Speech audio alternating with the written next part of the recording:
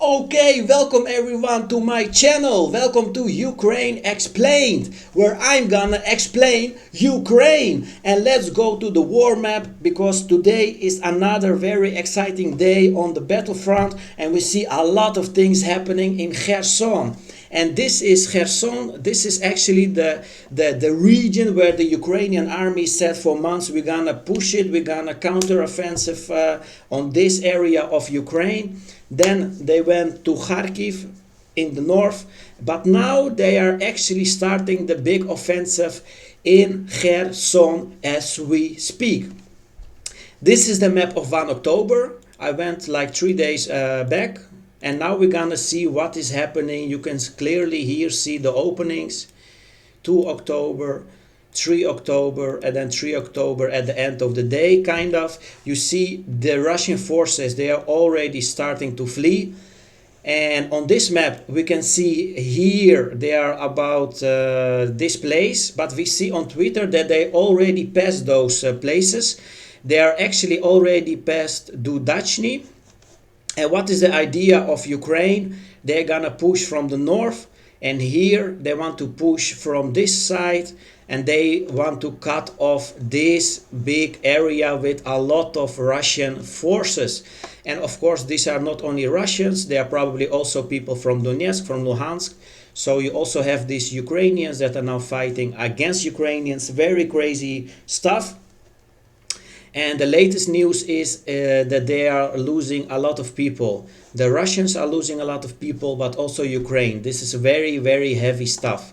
If we're gonna see on Twitter, the latest news is that they already passed Dudachny, or they are in this area, and they are pushing and pushing down, and they are coming from this side. So the idea is still the same.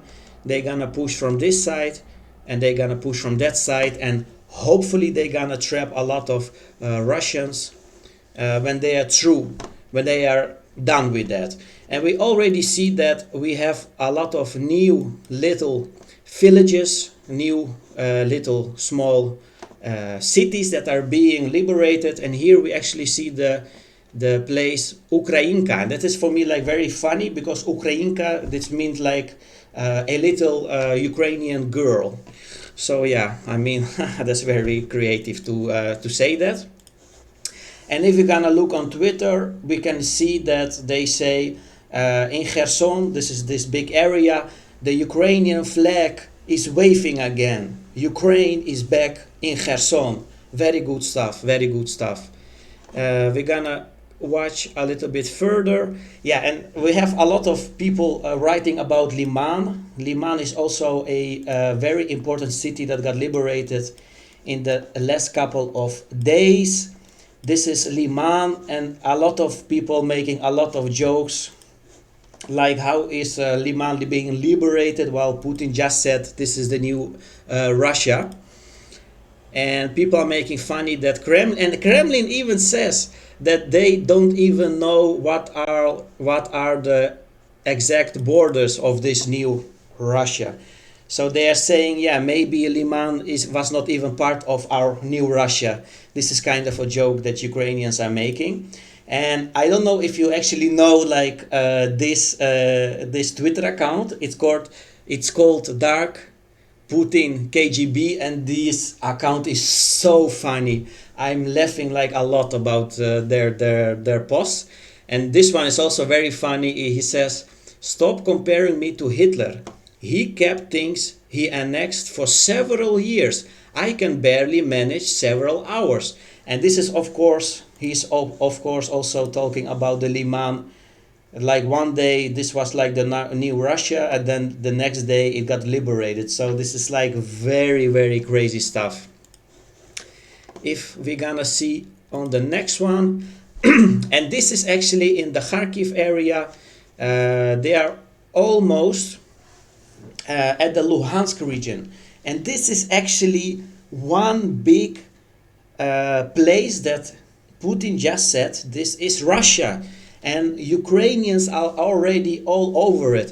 So this is not confirmed on the deep state map. This is also from Twitter, and here they actually say that they're already in the area of Svatove.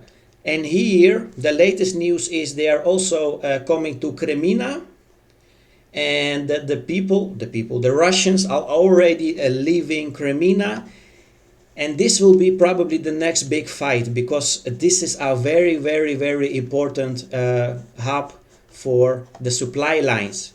If they lose this one and they lose this one, then it's like almost game over for Luhansk, because Russia is putting all their weapons to this place. After this they go to this place, and they go like to these places. If they gonna get this Svatove, game over. And we're gonna watch our good friend Igor Girkin. This was one of the first Russians that got like famous. They say maybe he was involved in shooting the MH17, who knows. And here they captured like a lot of people. He's asking them like, where are you from? And they say, we are from the Luhansk region, we are from the Luhansk Republic. And then they said, what happened to you? And they just say, we got abandoned. We got abandoned by our troops from Russia. So I think Luhansk, maybe in 3-4 weeks, this will be Ukrainian territory again. And the latest that I got for you guys, this was a very, very beautiful moment. These are the people from Azovstal. These are the defenders, and they are now in Turkey, and they cannot leave Turkey for some time, probably only when the war is over. This is the wife of Zelensky. She went to Russia with this guy. This is Andrei Yermak, a very important guy in the Ukrainian politics. And they went together because, yes, Zelensky, he cannot go there, because Zelensky is like, I need to stay at Ukraine because I need to handle these things. So these are the Azovstal guys, the defenders, and then their family came to Turkey because, Ukraine and Russia, they made a deal that these people cannot leave Turkey while the war is going on. So yeah, I want to end with this, like a couple like very nice pictures, very nice photos, very good stuff. Ukraine is gonna win. Till next time, keep it safe. Ukraine explained. Yeah.